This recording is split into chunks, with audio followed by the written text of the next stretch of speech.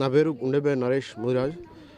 దాదాపు మేము స్థానికంగా ఇక్కడ మేము పుట్టి పెరిగింది కూడా ఇదే ఏరియాలో, 3 టౌన్లో, 3 టౌన్ ప్రకాష్ నగర్లో. మాకు ఇక్కడ మా బాధిత కుటుంబాలు, మా బంధువులు కూడా చాలామంది ఉన్నారు ఇక్కడ. ఆ కుటుంబాల్లో కూడా దాదాపు ఇక్కడ 100 కుటుంబాలకు పైగా చివరి దాకా పోల్చుకుంటే ఇక్కడ రోడ్డు కూడా స్ట్రైట్గా ఉండదు, వంకర టింకర్ ఉంటుంది. అంటే దయచేసి మేము అనేది ఏంటంటే, ఇది 40 అడుగులకి 60 అడుగులు అన్నారు ఫస్ట్లో, దాన్ని మేము 40 అడుగులకే కావాలనేది మా ఫస్ట్ నుంచి మా ఆకాంక్ష.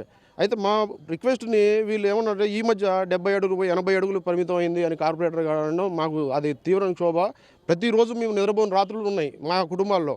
ఇది దయచేసి గవర్నమెంట్, ఇక్కడ ఉన్న కాంట్రాక్టర్లు, ఇక్కడ ఉన్న కార్పొరేటర్లు, 28+29 2 డివిజన్లు కూడా ప్రత్యేకంగా ఆ కాంట్రాక్టుల మీద దృష్టి కాదు, దయచేసి ఈ బీద ప్రజలు, స్థానిక ప్రజల మీద దృష్టి పెట్టి క్షుణ్ణంగా పరిశీలించి, దయచేసి దీర్ఘకాలికంగా క్షుణ్ణంగా పరిశీలించి ఈ రోడ్డు వెడల్పుని 40 అడుగులకే కుదించాలి. లేని పక్షంలో మీరు రోడ్డు మీద చూసినా కూడా మీ అంత వెడల్పు లేదు. అసలు యాక్చువల్గా చూసుకుంటే మీరు గమనించండి క్షుణ్ణంగా. ఇక్కడ ఉన్న రీసెంట్గా మేము ఇల్లు ఉన్నారు, స్థలంలో ఇల్లు కట్టుకున్న వాళ్ళు ఉన్నారు.